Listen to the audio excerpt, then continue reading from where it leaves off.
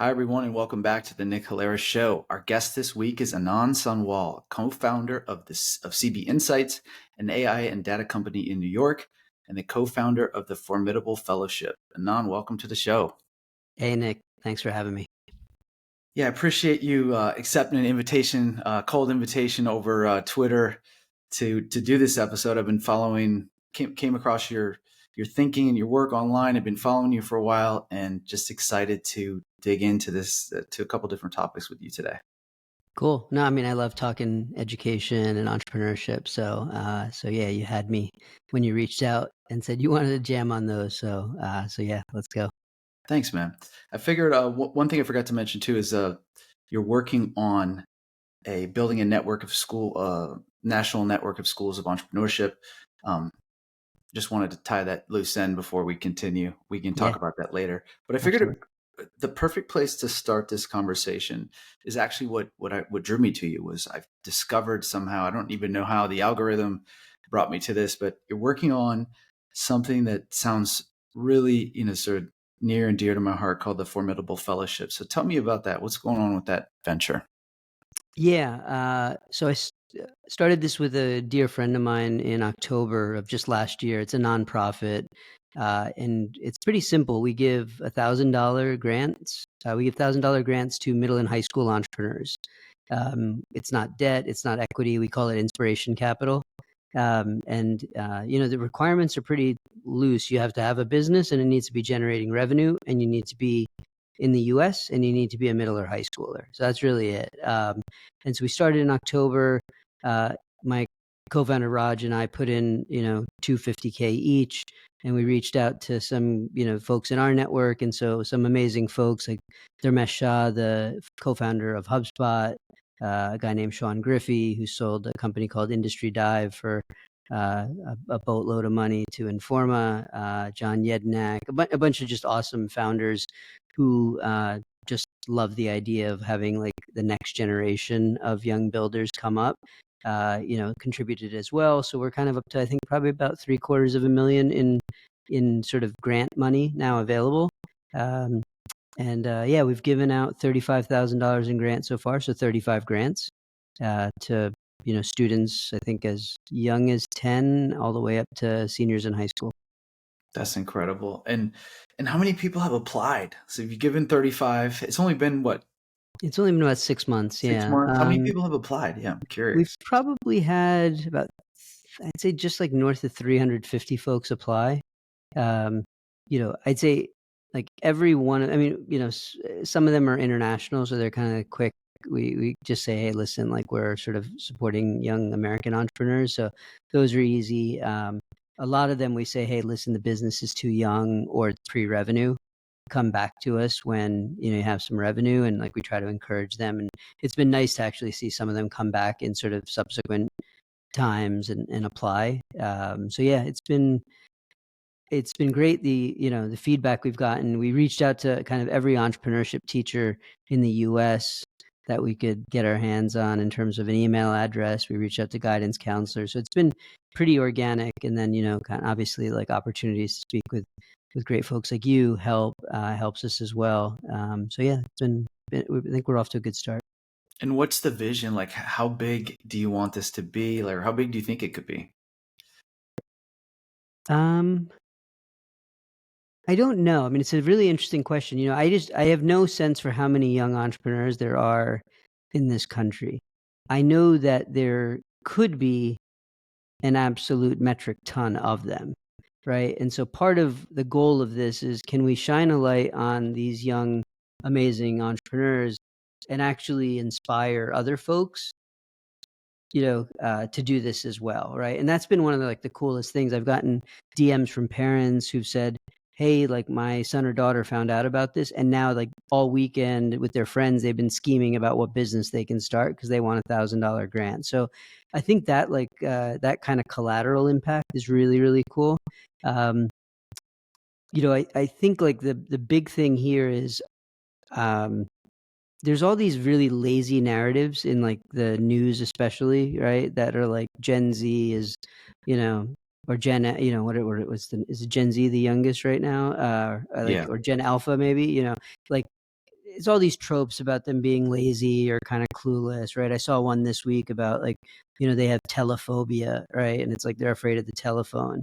And, it's sort of these like caricatures of like an entire generation. And they're just like very, I think they're sort of like they're kind of cancerous, right? And my fundamental belief is that we chronically underestimate young people. And so part of it is shining a light on those that are already doing stuff. And then part of it is also showing others who are young that they can like pretty much do anything right now. So yeah, I don't know how big it could be. I mean, we've got 750K right now, and it's growing. So it means we can do 750 grants, and we've only done 35. So if you are a young entrepreneur listening to this, or if you're a parent of a young entrepreneur, like, yeah, we've got lots of $1,000 grants ready to be doled out. So please do apply. Yeah, I mean that you've got incredible runway to help a ton of kids.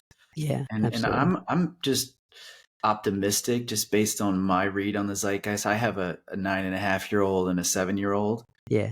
And so I'm around a lot of young kids, and I feel like kids are picking up this cultural movement around entrepreneurship.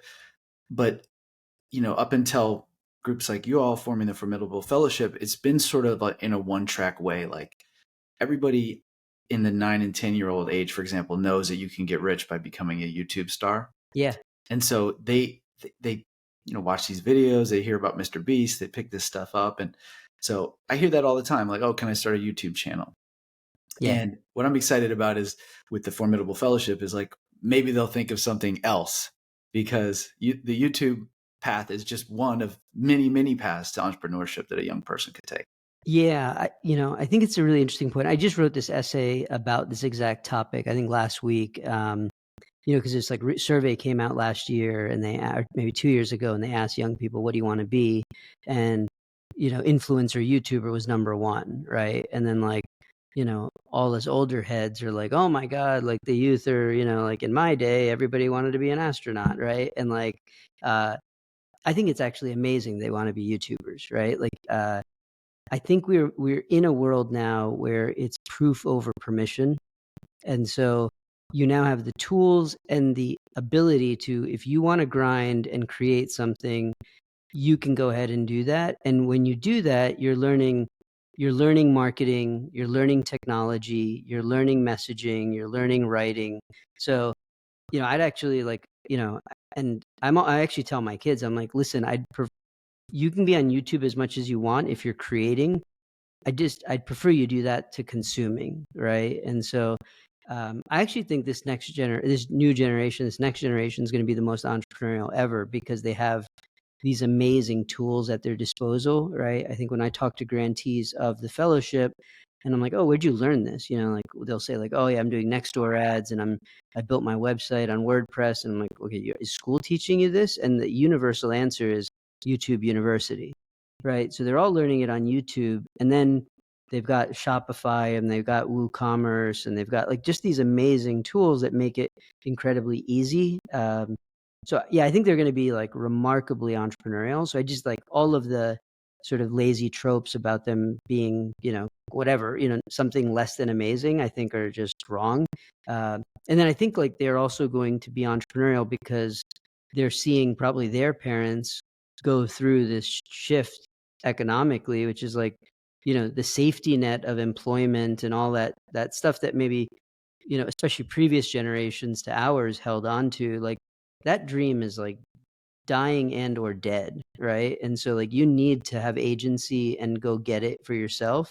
And so I think they're seeing that sort of secondhand, luckily, not luckily, but they're seeing it, they're not they're not bearing that directly, but they're seeing their parents and loved ones kind of go through some challenges, getting laid off kind of indiscriminately, whatever it might be, fired, whatever it might be. And they're like, well, I'm not going to put my fate in somebody else's hands. I'm going to go build something myself. And, they start with power washing, or they start with car detailing, or they start with, making, I mean, we've had some unbelievable, we have a business two young brother and sister. They're like going to birthday parties, and they're doing like reptile birthday parties. So they bring like snakes and lizards, and like we've seen some amazing businesses. I mean, yeah, like I do interviews with the grantees in the morning typically, and it's like the best. I wish everybody could just do that, because it's like absolutely the best way to start your day, because they're just like unbelievable, and they're like, yeah, I saw this little gap in the market, and I like went and figured out how to go make nails, and now I'm selling nails all across the country to girls who like love these artistic nails, or what. It's just like these crazy businesses. So yeah, so I think YouTube channel to anything, like just be out there creating is like the best thing, because like you don't need permission, you don't need the credentials anymore. Your portfolio of work is what is going to open doors for you, and not sort of these accreditations that you have. Yeah, I think that's so spot on, man. I feel like we kind of came up, our generation was sort of in between. There was a clear social contract for, at least in this country, for Americans, like, hey, get a job from at our parents' level. It's like, get a job and you'll get taken care of in your retirement. Yeah. And then we kind of came in this middle period where there was a couple movements, but they were ultimately centered around still the same kind of like promise of security, like investment banking type, the finance era, and then that turned into the startup era, or the internet era and the startup era. But the social contract's being completely rewritten, because everyone can see it. The young people can even see it. The adults are feeling it, because they're just watching jobs vaporize and seeing these technologies come in that are incredibly disruptive, and industries go through change. But it's made its way into the culture, and even young people, like, I think this is a good time to talk about the podcast that you're doing, which you just mentioned, which I've listened to several of the episodes, and I totally agree. It's super inspiring. I recommend people check it out. It's called Future Titans. Yeah. And just listening to these kids with these interesting opportunities, they have so much more capabilities than, you give, that you want to give credit to at that age. Yeah. What are some of the coolest businesses that you featured? I mean, I listened to a couple, like the dog walker and a couple of the media ones, Yeah. but what are your top couple? Yeah. I mean, they're all kind of remarkable, right? I'd say like they generally fall into the I am time rich but cash poor category of businesses, right? Mhm. Which is natural for students. So, they tend to be the things that you can start with zero or very little capital. The ones that have, I'll mention a few, right? I think there's a young man named Ayan Jain. He's here in New Jersey, and he started a baking business, making cookies. And I initially thought he was sort of like trying to do consumer, and he's actually doing sort of like B2B cookies, right? So he sells them to restaurants, he sells them to. After we gave him the grant, he actually got a deal with like a distributor to schools, and so he's making these really high end, like delicious cookies. And the business is, I think, done $4,000 last year. He's expecting it to do 25K this year. I mean, so like ridiculous growth. But I think the thing when you talk to somebody like that, he had to figure out how to get his, I don't even, his cottage license to be able to make food, right? And so I think entrepreneurship is like the best natural laboratory of education that exists, right? And I'll come back to that point, right? So you have Ion Lincoln out of Texas, remarkable young entrepreneur. He did 60K doing kind of like a power washing, gutter cleaning, Christmas lights. He's expecting to do 150K this year. Wow. Julia Mason, she does like press on nails, and then she like does art on these nails. So like, and there's been a few folks, like Daisy's another one. She created a children's book. And so this whole idea of like the starving artist, like I actually think that they're like, well, I'm not going to be an artist, but I'm not going to starve. Right. And so they like found a way, an outlet for their art. So Daisy's like a great illustrator. So she's making these books. Julia loves art. And so she figured out a way to put this art on these custom nails that she creates. And then she's sort of sending them all over the place. The reptile business. Yeah, I mean, each one, the dog walking one, I'd say the dog walking ones are interesting. So there's a young girl, Angelina. And so this just goes to the power of the grant. I interviewed her initially, and I could tell she was kind of like a reluctant entrepreneur, right? She's like, yeah, I'm going to do this, but then eventually I'm going to become like a paralegal or something. We Okay. gave her the grant, and then we did the podcast interview later, and she had, and I don't want to say this is all because of the grant, but she had more confidence subsequent to the grant, and so her business like kind of like 3x'd, and so I could see she had like more swagger, and I was like, Angelina, like something's different, right? And she's like, yeah, like I'm an entrepreneur now, right? And so I think like that. I think that's the other thing of the fellowship grants is like this validation is like a catalyst, right? And so that's Yeah. been really cool. But yeah, they're all kind of like remarkable young people who just do this stuff. And then yeah, I think like if I go back to the idea of entrepreneurship as this natural laboratory for education, I think of education like there's four fundamental things that we'd want in our young people, right? Like if education could help young people get uh, agency and self-efficacy, critical and creative problem-solving skills, courage and comfort with ambiguity, and resilience and adaptability. Like that would be a person that if as they grow into adulthood would be formidable in the truest sense of the word. Yeah. And they basically get all of those skills by building a company, right? Like they're going door to door or getting doors slammed in their face, or the resilience and adaptability. Lincoln, I think he told a story of like, and his first power washing thing, it broke because he borrowed somebody's power washer. So now he's like, I just borrowed a power washer from somebody. It broke. So I'm kind of like shit out of luck with that person, and I just got this person's money, and I told him I was going to power wash. So like on the spot he's like, all right, I got enough money, I'll go to Home Depot, I'll buy it, I'll finish this gig, and then I'll give that person a new power washer back, right? And so like he did problem solving. Just the fact that they're doing this is a really high agency move. I think this idea of I like to think of like the world as victors and victims, and like these are the victors, right? And the victors are the ones who are like, I'm going to go exert my will on the world, and like that's a high agency person, and that's what we want. And so yeah, I just like I mean I can go on, and as you can tell, yeah, like I just get they're just unbelievable entrepreneurs. Like Yeah. I should almost drop the young modifier. Like they're just entrepreneurs. Like they're my tribe. They just they just have a lot more runway ahead of them than I do, so they're going to do killer big things in the future. Yeah, and they're going to be so far ahead of their peers. I completely agree with your point about sort of the incredible potential power of entrepreneurship as an education method, Yeah. because it's real. Like the stakes are real, and we Yeah. know. Like we figured out years ago. Like I forget there was an American thinker who figured out years ago that experiential education was like significantly better than any other possible method. Yeah. Um, Yeah. Yeah. yeah, Absolutely. and we're still messing around with like helping kids get really good at reading fast and memorizing so they can get high scores on their standardized tests, which is what the whole educational modality is now. Yeah. Yeah. Yeah, No, for sure. I mean, we've got this like model of like go get a job, right? And like, yeah, these young people that we're backing, like they're going to go create jobs, right? And so I think like that's a phenomenal aspiration, right? Like, yeah. instead of this sort of box checking culture that I think education has created. But yeah, completely concur with what you just said. Do you think some of these grant recipients are going to forego college and just be entrepreneurs from here on out? Yeah, definitely. I mean, and I think like we don't have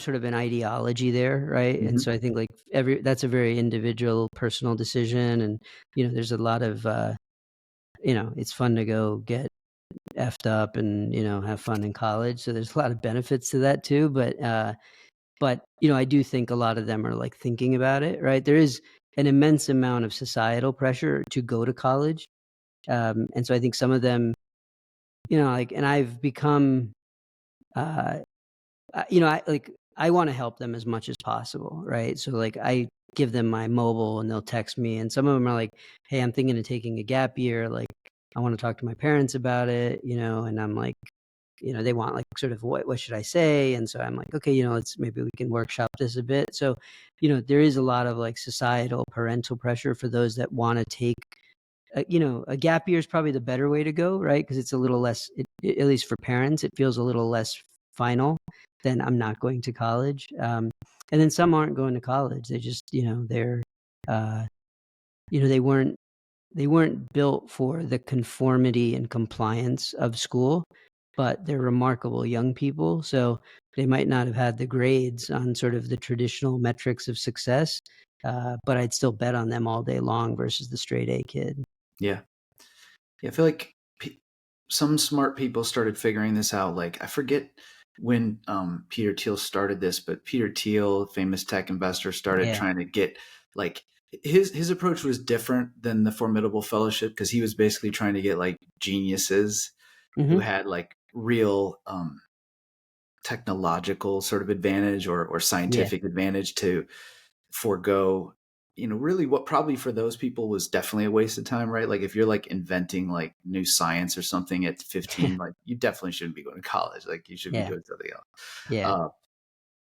But I feel like we're just at the beginning of this movement. And, in particular, like I've been helping my oldest niece kind of navigate the college apps process. Yeah. And it's just gotten so insane. And then I made the mistake of Googling the price of some of these schools for out of state. Honestly, I don't even know if the business case makes sense for a lot of kids to go to these schools. Yeah. I mean, I think like just to that point, the data, which people seem to not generally, well, the colleges obviously won't advertise it, is like irrefutable that it is more often than not, and again, if you go to like a certain subset of elite schools, like that's a bit of a different animal, but that's 20 schools in the country. There's 3,980 other schools.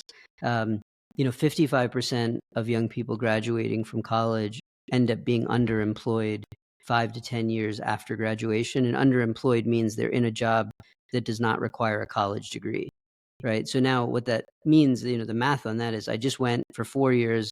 I didn't make money during those 4 years. On top of that, I, encumbered myself in a bunch of debt.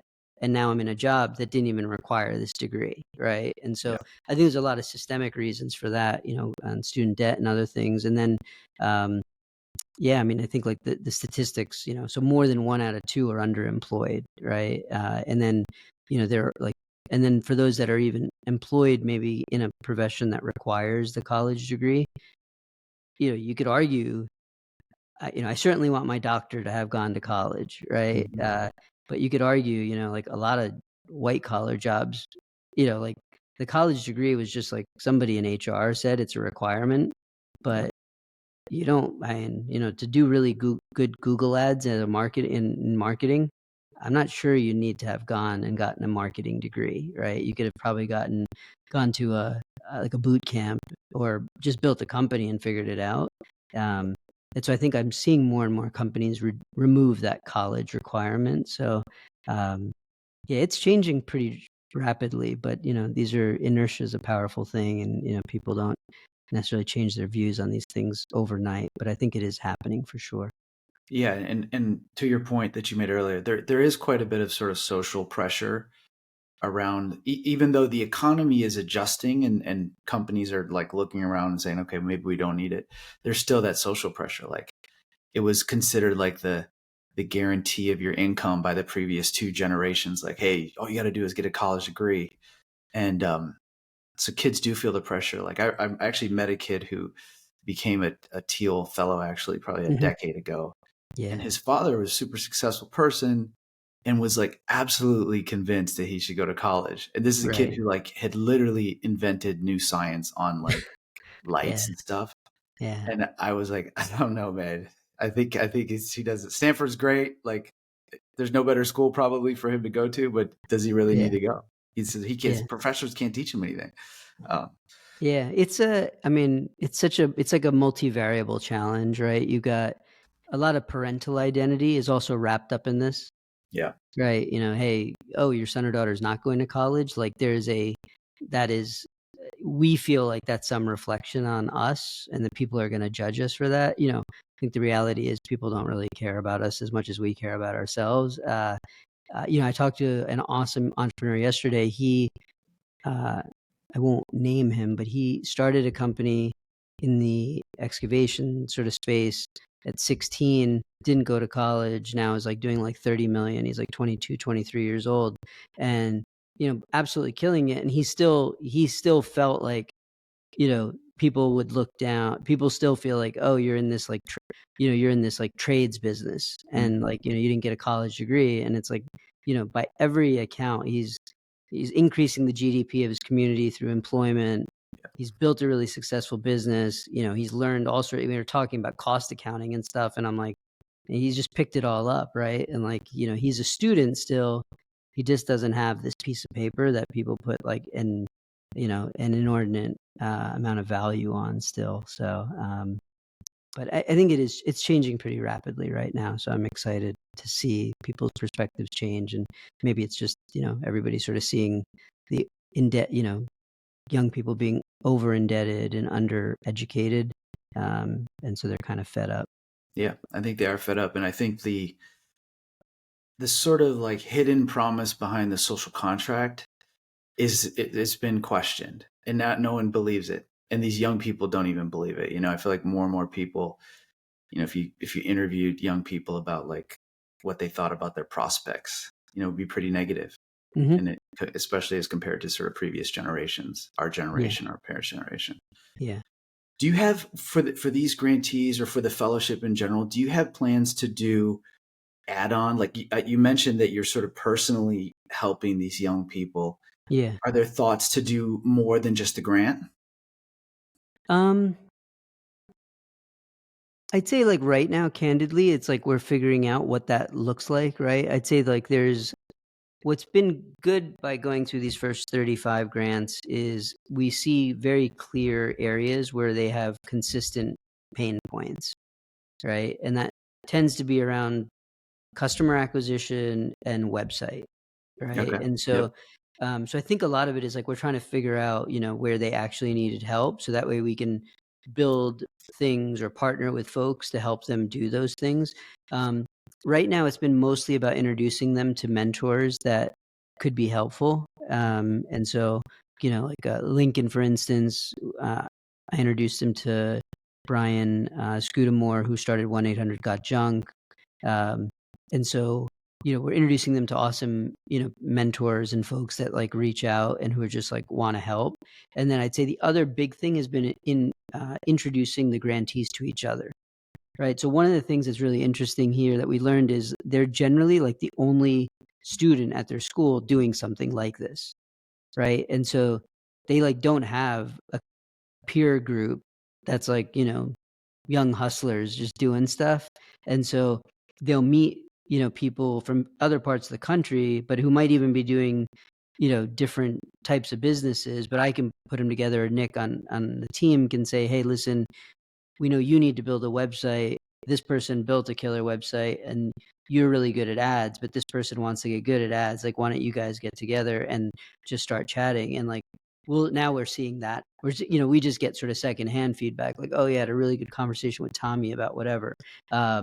And so I think that like little mini network, and it's small. It's 35 entrepreneurs now, so it's not massive, but I think that network, we have to figure out how to turn that into something, because there's a lot of like stored wisdom within those young entrepreneurs that they could probably each help just through that sharing of stored knowledge and somehow getting it out of them. They could probably all 5x their businesses just by teaching each other. So Yeah. I think there's a lot of opportunity here. But yeah, I'd say like website dev and ads, whether it's Google, Nextdoor, Facebook, TikTok, right? Like just getting them smart on those platforms and like learning the nitty gritty of that. They're at different stages of evolution, and we're looking at ways we can help them there, but nothing solidified yet.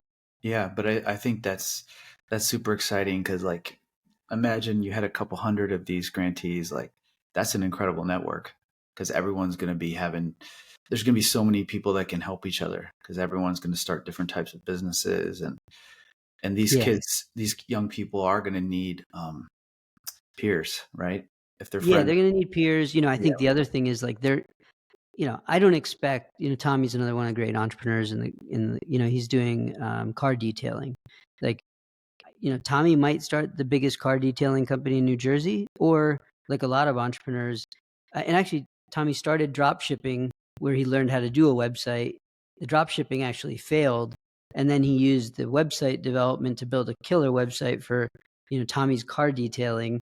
And so this might, for many of them, will not be their last business, right? They're going to learn something here, and then they're going to parlay that into the next thing and the next thing. And, I think like, I suspect there's going to be some co-founder relationships built out of this network, right? Like they're both going to say like, yeah, I got this idea and I think this could be bigger. It took me like 4 or 5 ideas to get to CB Insights, right? I had a bunch of dog shit ideas, and like, I got there eventually. So I think you have to sort of work through and there's a lot of mistakes you have to make as an entrepreneur. And some, those mistakes are kind of better caught than taught, right? Like market size is like one that I see all the time. I could tell you in a spreadsheet, like, hey, let's go evaluate the market size, and we could get all nerdy with it. And then when you go build a business and you're like, I've reached out to everybody in this local community 5 times and there's no more to be done here. And then you like ran into the reality of market size being a challenge. Your next business, you're not going to make that mistake. You're going to make a whole heap of new mistakes, but you're not going to make that mistake. And then your third one, you're going to make a different set. And so, by 3, 4, whatever it is, like now you've gotten all the bad ones out of your system, and now you're like ready to go really, really big. And then, some of them I think have the potential to just build massive businesses that they've already started. Yeah. And I think like you probably have the same feeling, being an entrepreneur yourself, but I feel like entrepreneurship is one of those things where once you do it, you never go back. Like it's rare that you become an entrepreneur and then just not be an entrepreneur for the rest of your life, because it's so empowering, and it's so much better than, reporting to, someone else and getting a job. That's not always Yeah. the case. Like some people are entrepreneurs and then they get like tapped to be CEO of another business or something or Yeah. whatever. Yeah. But I feel like most of the entrepreneurs I know, once they start this, that's it. They're going to be entrepreneurs forever. Yeah. I mean, I think that's very true. When I talk to the grantees, I'll often ask them like, hey, did you ever have a job before, like working at Home Depot, or, like as a server somewhere? And like some of them have. And then I'm like, hey, can you contrast being an entrepreneur versus that? And like, they're like, yeah, I get to make my own hours. My upside's unlimited. Nobody's telling me what to do. Like like the alternative of leaving entrepreneurship is just so not great, right? So it's like, why would I not stop this? I mean, again, like, they also recognize that they make sacrifices, right? Like the ones who are doing the biggest business, like they certainly missed out on some things probably in high school, but they all felt like they did the big things, and they might have like, but they had to wake up at 7 a.m. to go mow somebody's lawn because that was their commitment to them. And I think they're learning that, commitment matters, and they're learning that like um, this idea of economic independence is like really, really powerful, right? So when I left CB Insights, I went back to Montessori teaching school. And so I'm becoming a Montessori teacher for adolescents right now. And Maria Montessori has this like really great thing for adolescents, teenagers, where it's like they want economic independence and social impact. And so, yeah, I mean, these entrepreneurs are getting that, right? And they're sort of like, they're doing the thing that is very aligned to like how they're developing as people. So, yeah, I don't know, some of them will, will go get a job, and there's nothing wrong with that. But I think a lot of them have this has been sort of shot into their veins, and they're not gonna give this up. Yeah, they're hooked. Tell me more about this Montessori education that you're doing for yourself. Yeah, you mentioned in the beginning we're trying to start these schools of entrepreneuring, and I just like to understand things at a first principles level, and my kids went to Montessori school when they were young. They're 15 and 9, so kind of more through like the elementary ages. And I always, candidly, initially, I thought it was like this really new agey kind of nonsense. I was like, I don't get this. Like, why aren't they doing times tables and why aren't they getting homework? And then like I saw their growth there, like they could actually communicate with people, and they were like, they had a little bit of like agency and doing stuff. And like as a 9-year, like as a 7-year-old, like agency is like you put your plate away and you do like stuff. And I'm like, okay. So I kind of got interested. Then I started reading about these different educational philosophies, or I guess the fancy term is pedagogies. And as I read more about Montessori, I was like, oh, uh, like I can fuck with this. This is good. And then I went and I was like, but I don't want to hire Montessori teachers for our school. I mean, I do, but I don't want to just outsource my thinking on this to other people. I want to go understand this philosophy at a fundamental level. I want to go into schools and teach and like actually do it. Although like when we build the schools, I might teach a little bit, but that's not my main goal. And yeah, I mean, it's just been this revelation in terms of like, I'm a sucker for good copywriters, and Maria Montessori is like an underrated copywriter. She writes in this like very incisive, like sometimes the words are a little uncomfortable, and maybe that's because of the time that they were in. She'll say like children come out deformed from our education system, and you're like, oh, she doesn't mean deformed in like the way we think about it Yep. today. But yeah, her thinking on human development and how from child to elementary to adolescent, how it works is eminently logical. And then you look at our school system and you're like, it's like completely, it's a square peg round hole. But yeah, it's really just try to understand things like at a really fundamental level. And then what it is doing is it is informing kind of the model that we're building in the school. I wouldn't say the school is a Montessori school, but it is maybe Montessori inspired in some ways. But Yeah. yeah, we're trying to steal the best ideas from any philosophy. Uh, like we're not sort of, I think sometimes folks can become a little dogmatic on these things, like, oh, I'm in this tribe and everything has to be this way. And yeah, we're not quite that, but I think there's a lot that we like from it. So as we build these 6th to 12th grade schools, I imagine there's a lot of Montessori influence that we will work in. That's really cool. I love that you had the integrity to actually try to learn how to be a teacher yourself. Cause I think like for all sort of smart and successful people, you think, I know how to do this. I got really good grades, but to actually go and do it, teach other people besides yourself, it's a different animal. Are you like in the classroom regularly? Yeah, we meet once a week. And then in July, I go for a month to Colorado where we all like kind of, get together and like, yeah, kind of like do it live. And then, yeah, we're like, reading and like, this week I did put a video presentation together about, like as if I'm presenting the principles of her principles to a group of parents, that are going to come to our school. And yeah, it's like a mix of theory and application. So I like it. And I'm the only, non-existing teacher in the class, right? Like they're Yeah. all teachers who are trying to learn the adolescent thing. So like I had to do a little bit of pre-work just to get up to speed, because like they're all really remarkable people who've already done it. But yeah, no, it's great. I think like I can also like call bullshit now, right? Like I can't, this is why like I think understanding this and yeah, there's a difference building schools versus a technology product in that like, the whole move quick and break things. Like, yeah, that works in technology, right? Like I'm not going to do that with a young person's Yeah. Not education, children. right? Yeah. Yeah, we're not effing around like that. So like, yeah, I want to get good at this. I want to make sure that I understand it. And then, yeah, and it's fun. It's like, I don't love the homework, but it's fun to be a student again. It's been a bit. So, Yeah. and when you like the topic, if I had to read Shakespeare, like I'd probably be putting it in ChatGPT and trying to get my answers or something. Yeah.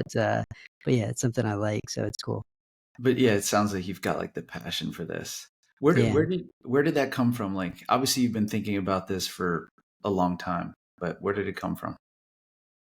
Yeah, so it's like everything I'm doing now sort of post CBI is at the intersection of entrepreneurship and education. And so I think there's like probably 3 kind of events, I would say, that like led me to this, right? One is just seeing my own kids go through school, and like, they have the benefit of going to like fancy schools. Um, but like, and I love their network. I actually love their schools, but I would say in general, like having seen now lots of um, private schools are generally like public schools with better lunches. Um, and it's still sort of sage on a stage. It's still kind of drill and spill, like, hey, memorize these dates, and then 30 seconds after the test is done, purge that from short-term memory.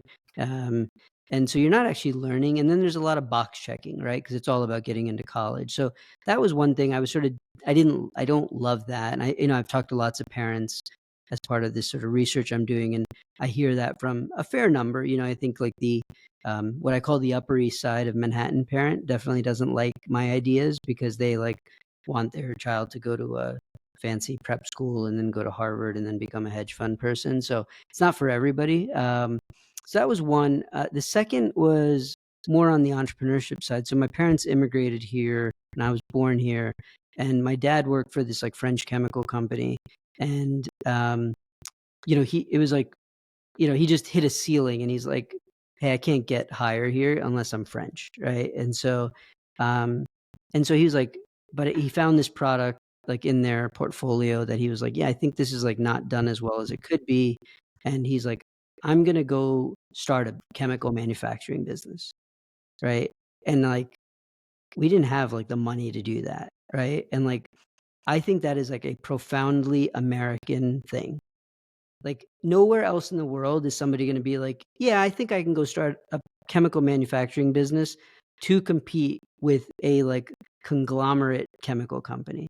Like that's only that weird delusional kind of confidence is only possible in America.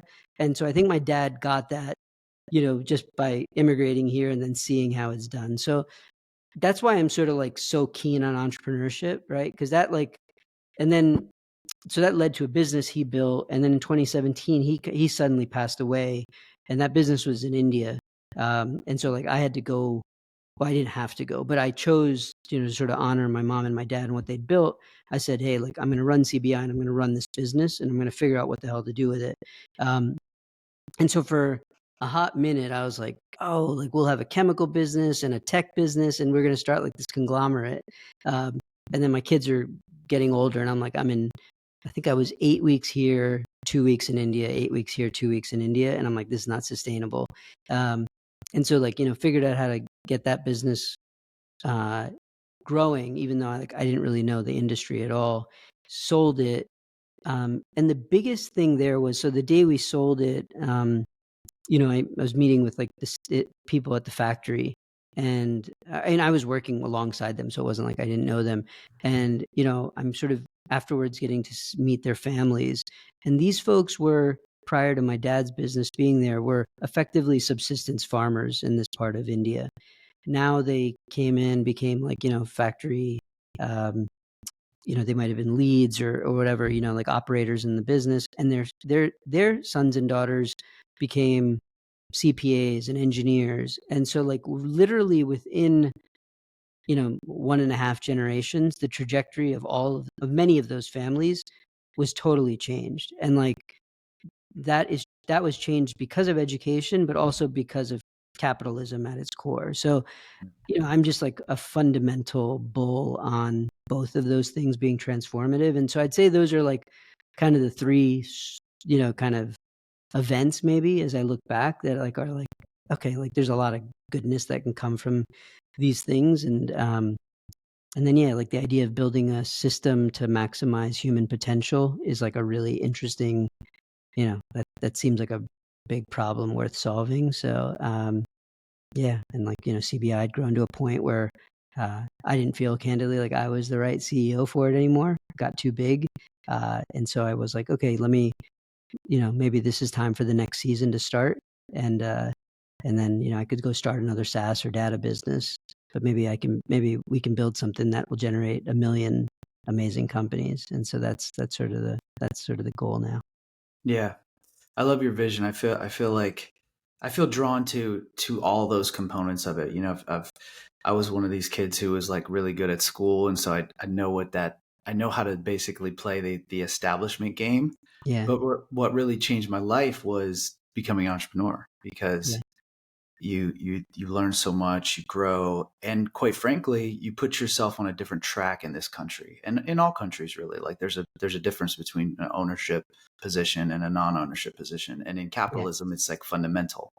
Yeah. And so what I've been trying to do with my writing and podcasting is encourage people to think about the decisions that they make in their career, and try to position themselves to be an entrepreneur. I feel like maybe entrepreneurship's not for everybody in the old paradigm, but maybe in the future it is.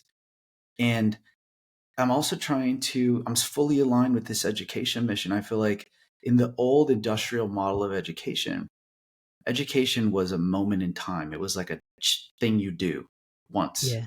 Yeah. But the truth is, if you ask any really sort of fulfilled adult late in life, they've never stopped. Education basically just continues for them, because they learned along the way how to be an autodidact or whatever, and learn on their own and take Yeah. risks. And I feel like never before, you mentioned earlier YouTube University, like the future is for the autodidacts.